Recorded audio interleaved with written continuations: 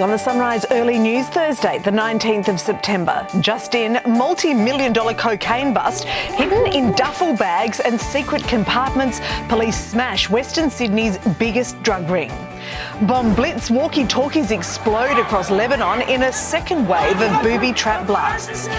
Gold Coast manhunt. A bus security guard stabbed at a Robina shopping centre. His attacker now on the run. And the most Aussie thing ever. Look at this, crocs and sharks in a battle for territory. Live across Australia, this is Sunrise Early News. Good morning. We want to go straight to breaking news now. Police have smashed Sydney's largest ever cocaine gang in a series of dramatic dawn raids across the city. The gang, who call themselves The Commission, allegedly sold more than a tonne of cocaine in 4 months, flooding the streets with almost $2 billion worth of the drug. 6 people were arrested in the raids. 5 of them will face court later today. And staying in Sydney, 250 people have been forced to evacuate an apartment building in the city's west after a stolen car crashed into the building and burst into flames. The crash happened around 3 this morning on Gladstone Street in Marylands. It's understood the car was deliberately driven into the building and then set on fire. The driver remains on the run. Nobody was injured in the crash. Let's go to breaking news from overseas now, and there's been another deadly wave of attacks on Hezbollah's communication devices. Thousands of radios and walkie-talkies have exploded a day after pagers detonated en masse, killing at least a dozen people. Let's go live to Joel Dry now, who's in London. Joel, morning to you. So there have been more casualties. Well, how many have been killed and injured? Mon, it seems at this stage, this second day of attacks has been even deadlier than yesterday. The current numbers have 14 people killed and around 400 injured as a result of these simultaneous blasts. The weapons today were, as you mentioned, walkie-talkies and radios. That comes off the back of the shocking attack yesterday where thousands of electronic beepers were again simultaneously detonated somehow remotely. Now, obviously, those pages were thrown away yesterday, but clearly Hezbollah and those militants were unaware of just how deep this infiltration went, and so had been continuing to hold on to these walkie-talkies, and they were detonated in areas of mass gatherings. We saw, as we're about to see, funerals being held for some of those deaths yesterday when the explosions rang out.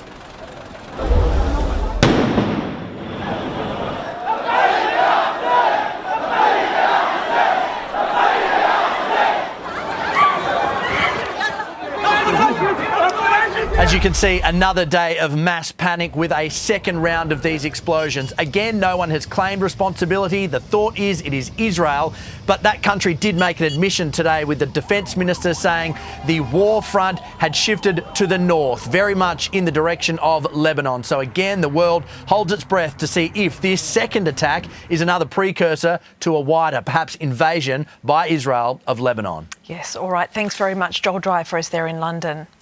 Meantime, Israel has launched a series of deadly airstrikes on a residential block in a refugee camp in central Gaza. The Palestinian Ministry of Health says the attacks have killed at least 23 people and injured more than 50. Eyewitnesses say Israeli aircraft and artillery hammered several houses in the camp simultaneously. A large number of people were trapped in the ruins, leaving rescue crews struggling to dig people out from beneath the rubble. Well, back home, and 2 people have died after a shocking crash in Sydney's north overnight. Police say that a black Toyota left the road and hit a tree before bursting into flames on Burnt Bridge Creek deviation at Balgowlah. The driver is believed to be a 23-year-old man, the passenger a 26-year-old woman. Both died at the scene prior to the arrival of emergency services. Olympic chief Andrew Leveris has praised the Paris Games while casting doubt on a $1.6 billion facelift to the Queensland Sport and Athletics Centre. You just have to be in the Stade de France watching the Sevens rugby with 80,000 people to understand the power of having a right-sized stadium. If Cusack ends up being the answer based on cost and revenue, then we will have to look at where we do events. The state's opposition has vowed to kill the plan altogether if elected. And meantime, Premier Stephen Miles is expected to meet with Prime Minister Anthony Albanese today in Cairns, following a price tag exposing the true cost of fixing the Bruce Highway. Miles's $9 billion proposal to finish fixing the notorious road is only $2 billion more than the 2032 Games venue budget, now leaving many Queenslanders questioning where the money is better spent. Well, total fire bans are in place today for Sydney and the Illawarra region. It follows an out-of-season heat burst across New South Wales with unusually dry and windy weather. The RFS has given the entire Sydney area a rating of extreme, and the Illawarra region has been rated as high. No fires are to be lit or maintained out in the open. No hot works or activity that could spark a flame. Labor's push to get its home building laws back moving again appear to have fallen over. Despite several attempts, the Help to Buy scheme has stalled in the Senate. The shared equity scheme would see the government co-purchase homes with up to 40,000 first home buyers. The Greens are willing to negotiate if there's any agreement to slash negative gearing and capital gains taxes, among other demands. A desperate search is underway on the Gold Coast after a 60-year-old bus security worker was stabbed at a popular shopping hub. He was heading in to use the bathrooms at the Robina Town Shopping Centre when his attacker struck before quickly fleeing. The driver was rushed to hospital and treated for stab wounds to his lower body. He's now in a stable condition as the search continues for his attacker. The Defence Minister is facing multiple controversies this morning. A report that the government kept secret is out and blasts the military watchdog as China labels Australia the new enemy in a propaganda video. A dangerous encounter over the South China Sea. You are approaching Chinese airspace. Leave immediately. A Chinese fighter jet drops flares and aluminium chaff into the path of an Australian surveillance plane in 2022. The unverified vision only surfacing now as part of a Chinese propaganda video. Defend against enemies in the sky. As Australian Defence Force members fear the real enemy is within. The IJADF was supposed to be there to make sure that veterans get justice, but they're not, are they? A secret review of the military justice watchdog recommending making the agency more independent to combat perceptions it's umbilically linked to the ADF command structure, hampering its ability to investigate misconduct. Serving personnel and veterans have no faith in the independence of the Inspector General. Kept secret by the government for 6 months, this report was accidentally uploaded to the website of the Royal Commission into Veteran Suicide, but then swiftly pulled down after inquiries from Jackie Lambie. Page not found. But she'd already downloaded it. You couldn't make this up. You couldn't make this up. Accusing the government of a cover-up. An extraordinary interference in the independence of the Royal Commission. The report was tabled in the Senate today, only after copies were handed to the media. It has turned into, to use the colloquial, something of a cluster. It was always our plan to release this report. Just not today. Rob Scott, 7 News. Well, it doesn't get much more Queensland than this. A fisherman in the state's north has caught the moment that hungry sharks come face to face with a crocodile. The animals were baited with fish, sparking a tense standoff over a ready meal. Once they got what they came for, they just parted ways peacefully. Well, some of Australia's biggest retailers are joining forces to fight back against Amazon. The first ever OnePass weekend will see prices slashed on thousands of items, but there is a catch. It's being touted as the Aussie answer to Amazon Prime Day. From tomorrow, thousands of popular products will go on sale for 4 days, from toasters to security cameras, luggage and beauty products. I've got my eye on a few things there. But not everyone can access the deals. They're only available to OnePass members.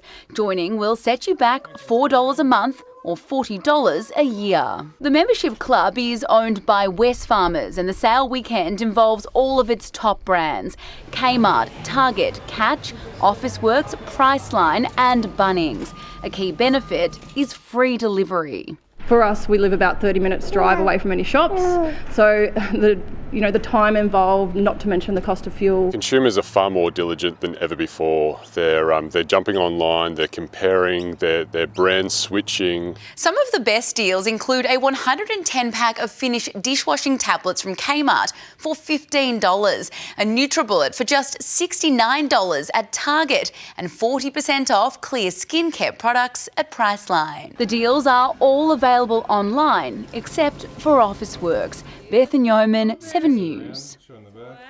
So, did someone say KFC? Well, this Skippy seemed to in Western Australia. This video of a Roo bounding through the Busselton store, attracting nearly 500,000 views on TikTok. Fortunately, it made it through the automatic doors okay. No sign of a zinger meal in its pouch. Missed opportunity there.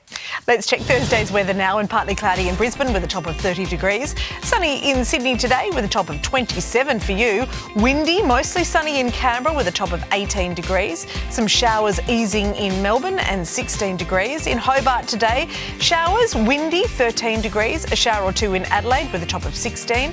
A sunny day in Perth, 23 degrees. And mostly sunny in Darwin with a top of 33 degrees.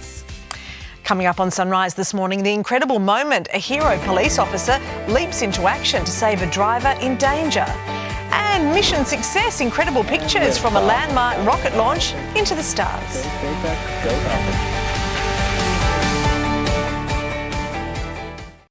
Australian families could soon be in line for massive cost of living relief with cheaper or free childcare on the cards. Let's go live to political reporter Ben Downey, who's in Canberra. Morning, Ben. So this follows calls for a complete overhaul of the system. Yeah, Mon. So the government's been handed a report spelling out how to make childcare universal. Now, Labor hasn't officially adopted it yet, but expect to see this rolled out in the near future as its election pitch. The Productivity Commission recommends free care for one-child families with a combined income of $80,000. So that's a third of young families.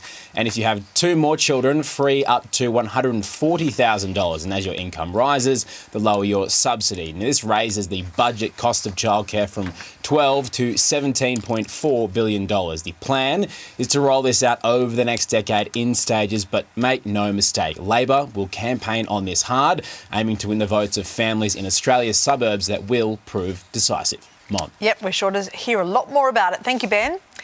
A state of calamity has been declared in Portugal, where more than 100 wildfires are burning. The wildfires have killed at least 7 people, destroyed dozens of homes and tore through tens of thousands of hectares of forest and scrubland. Spain, France and Italy have each sent 2 water-bombing aircraft to help with efforts to extinguish the blazes. SpaceX has successfully launched its Falcon 9 rocket carrying the European Commission's Galileo mission into space. The rocket was carrying 2 navigation satellites to add to the Galileo constellation, Europe's own global navigation satellite system, which is equivalent to America's GPS. 32 Galileo satellites have now been launched to date. A sheriff's deputy has come to the rescue of an impaired driver in Michigan by climbing into the man's moving vehicle on a busy freeway. A police cruiser pulled alongside the car when the driver was spotted driving erratically. The man, who was suffering a medical episode, managed to roll down the window, allowing the deputy to climb into the car and bring it to a stop. The driver was taken to hospital for treatment. And let's check finance news now. The Dow Jones is up 86 points. The Nasdaq gained 119. In London, the FT 100 fell 56 points. Germany's DAX lost 14 points. Closer to home, Japan's Nikkei closed up 176 points. Hong Kong's Hang Seng gained 237. The All Ords added 3 points. The ASX 200 is up 1 point. On the commodities market, gold is trading at $2,579 an ounce. Oil, $70 a barrel. The Aussie dollar is buying 67 US cents, 95 Japanese yen, $1.08 New Zealand.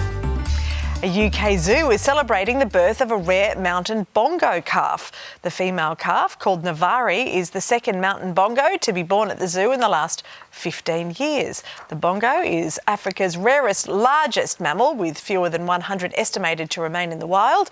Conservationists hope that Navari's birth will help efforts to bring the bongo back from the brink of extinction. Well, coming up on Sunrise this morning, how a driver survived a plunge from a massive cliff in Melbourne, their incredible survival story coming up, and Tupperware officially packing in why the company is bowing out of business.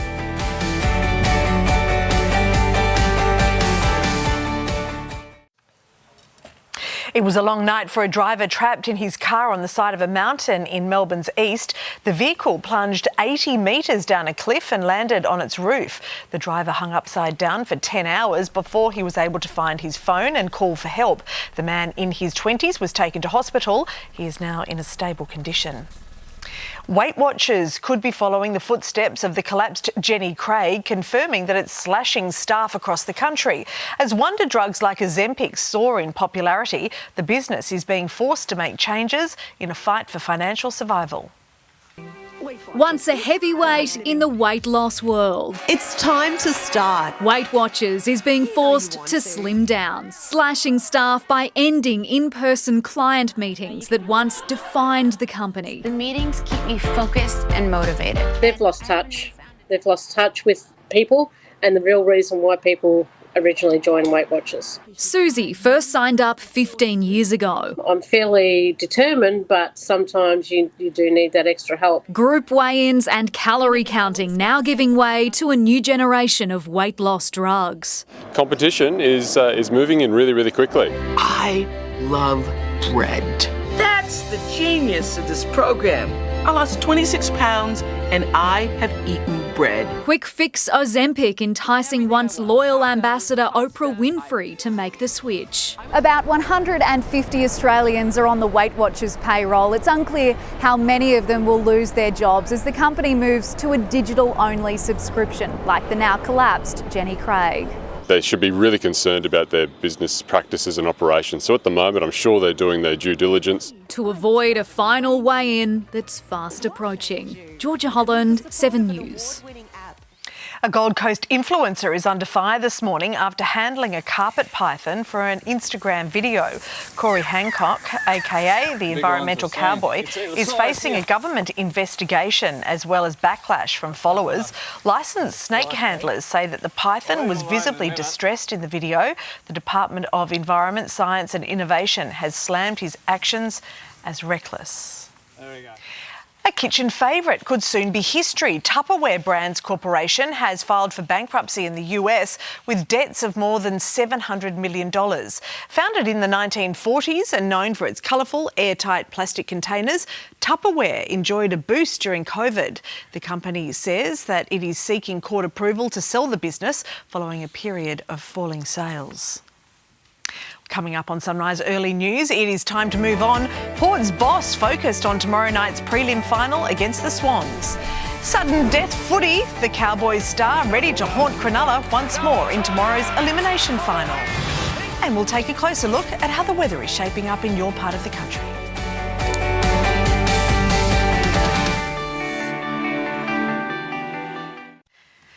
To sport news now, and Port Adelaide coach Ken Hinkley won't let last weekend's distractions follow him into tomorrow night's preliminary final against Sydney. Hinkley was fined $20,000 for taunting Hawks players after last week's semi-final win. He says he's moved on. Everything that happened got taken care of by Sunday night. We moved on because we've got a prelim final to play on. And I've got no more to add to it because I'm not going to let any of that become any issue for us. We're just going to move into our preparation for Sydney. Tomorrow's prelim is at the SCG, live here on 7. And in the AFLW, the Lions sealed a third win from their opening 4 matches. The defending premiers thrashed the Western Bulldogs 81-47. Through the fingertips, gets to the back. Conway breaks a tackle, snaps goalward and responds for Brisbane. Taylor Smith starred with 4 goals to keep the winless Dogs last on the ladder. A man who helped Cronulla end their 50-year premiership drought back in 2016 is now plotting to end his former side's season. Cowboys star Valentine Holmes has a history of haunting the Sharks. He kicked the winning field goal in their 2022 final. It was a classic match. I'm expecting a game like that. It's a funny one. We always seem to verse, each other in finals footy and obviously big games where it's, do or die. The Sharks host the Cowboys tomorrow night at Allianz Stadium in Sydney. Former NBA superstar Carmelo Anthony has hit Melbourne with high hopes for Australian basketball. The New York Knicks icon wants to bring more talent to the NBL and is locked into his own, the next expansion club when the time comes. I have my ways. I have people that I'm talking to. I have, some recruits that I'm actually talking to. I think it's arguably the second best league in the world. So why not keep feeling that energy and putting that energy into this part of the world? Why not? The new NBL season kicks off tonight with Melbourne United facing the Jack Jumpers in a grand final rematch. And let's take a look at the weather around the country now. In the capital cities, partly cloudy in Brisbane, 30, sunny in Sydney, 27.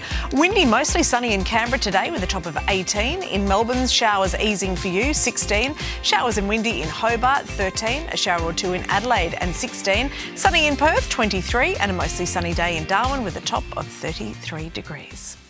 And that's Sunrise Early News. I'm Monique Wright. Now it's time for Sunrise with Nat and Shervo. Breaking news.